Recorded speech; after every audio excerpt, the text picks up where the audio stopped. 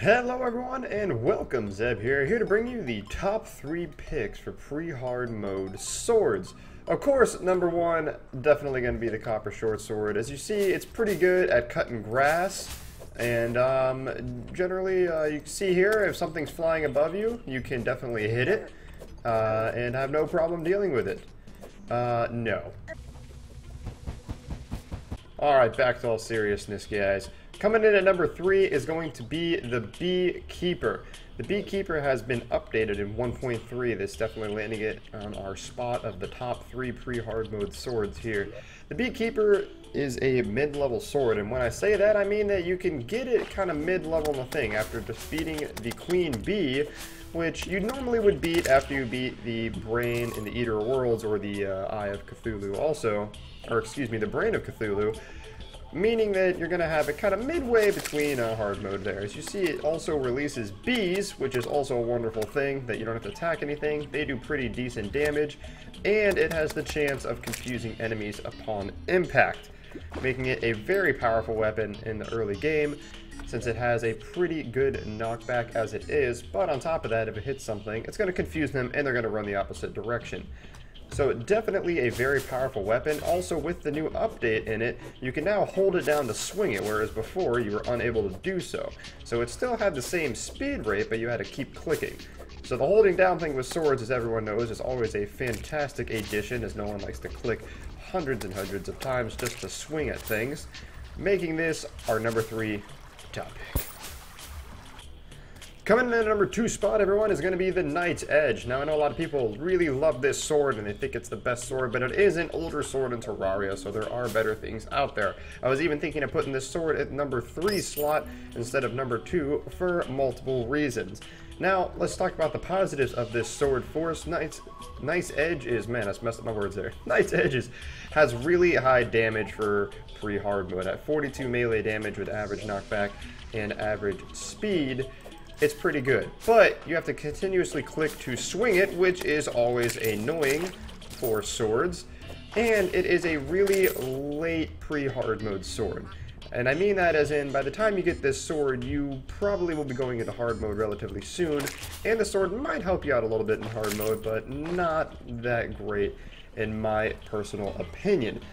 So it has high damage, it has slower speed, mainly because you have to continuously click, making it a little slower, but it does have average speed, so it's not too bad.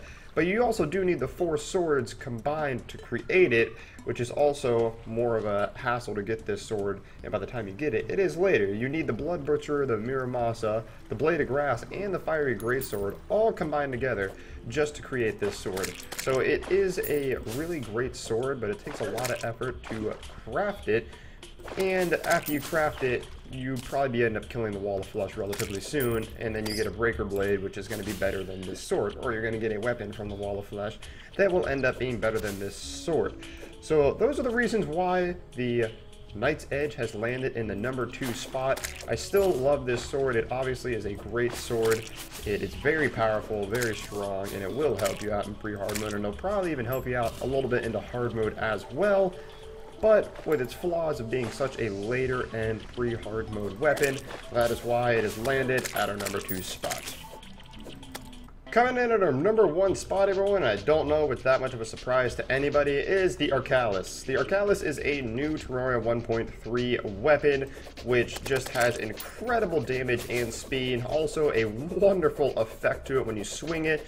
It is absolutely great. The other thing that it also does, which is really cool, is that it completely lights up the area as you're swinging it. Kind of like the Miramasa would do, but 100 times better, so it makes everything very bright, and as you can see, it totally destroys any mob in its way. It is an absolute beast of a sword, and you can get this early on in the game as you want, because you can get it by mining down. So you can get this sword before you fight any boss in the game, which is what makes it a really great sword. And if you get this sword in the beginning, it'll last you all the way until the end of pre-hard mode. And honestly, you could even use it in hard mode and it would do pretty good.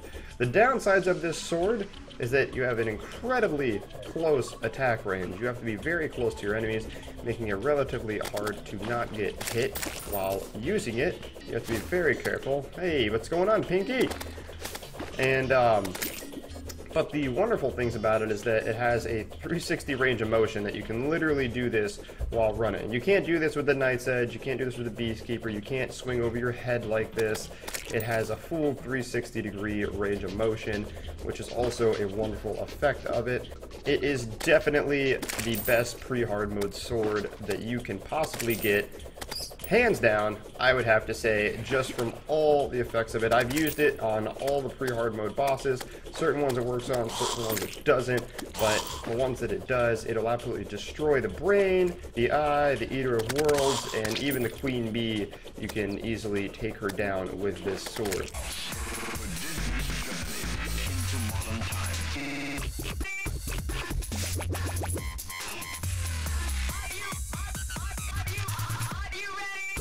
So, on expert mode, by the way. So, I've had lots of love for this sword, and I definitely think it earns this #1 top spot on the top 3 pre-hard mode swords. If you agree with this list, leave a like. If you don't agree, leave your suggestions in the comment section below on what is your top favorite sword in pre-hard mode. Hope you all enjoyed this video, and I will see you all for the next one. Thanks for watching, everyone. Goodbye!